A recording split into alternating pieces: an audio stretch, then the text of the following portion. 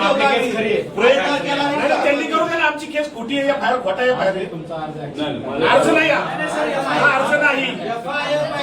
आम्हाला एफआयआर तरी द्या, नाही तर मी खोटा एफआयआर करतो म्हणून माझ्यावर कारवाई करू. सरकारी कामात आड करायला म्हणून करा. चला आपण सीआयडीला भेटू द्या त्यांच्या इन्व्हेस्टिगेशन. साहेब 1 महिना झाला एक स्टेटमेंट पोलीस साहेब 1 महिना झाला एक स्टेटमेंट तरी आले सीआयडीचं. बरं आम्हाला सांगा, सीआयडी तुम्हाला माहित नसेल कोणाला बोलवलं सीआयडी नाही.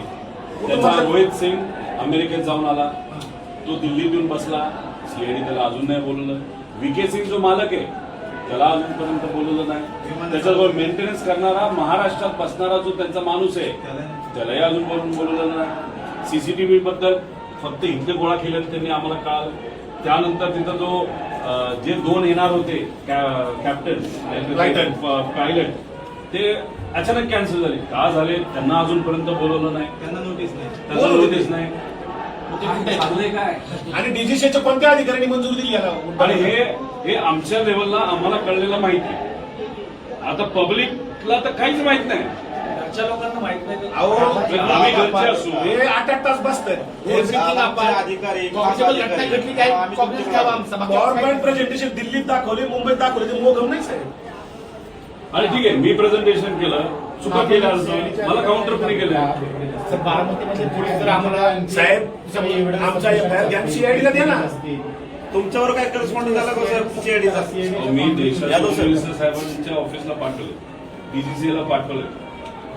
आम्ही एव्हिएशन मंत्री तिथं नसावेत असं म्हणत असलो तरी त्यांच्या मंत्रालयाला मी पाठवलेलं आहे. हे एव्हिएशन मिनिस्टरच्या अहो त्याला VSR कंपनी जी आहे त्याचे आणि त्या DGC जी पार्टी आहे त्याचे जे प्रमुख आहे त्यांचं कमर्शियल रिलेशनशिप आहे. मग म्हणून VSR ला वाचवत आहे. VSR ला म्हणून वाचवत आहे. आणि मग आमचं म्हणणं तुम्ही त्याच्या VSR विरोधात एफआयआर घेत नाही, मग तुम्ही सुद्धा वाचवा. आणि चालू तपास जे सांगताय तुम्ही साहेब त्याच्यामध्ये अँगल कोणता आहे? अपघात आणि टेक्निकल.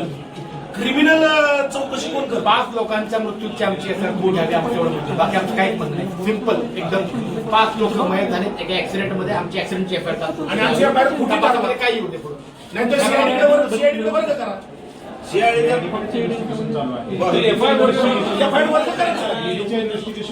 फाइंडिंग झाल्यापासून गुन्हा दाखल करणार आहे. गुन्हा दाखल व्हायचा 1 महिना झाला साहेब, 1 महिना झाला. दाखल त्यांनी केलाच नाही तर आम्ही काय करणार?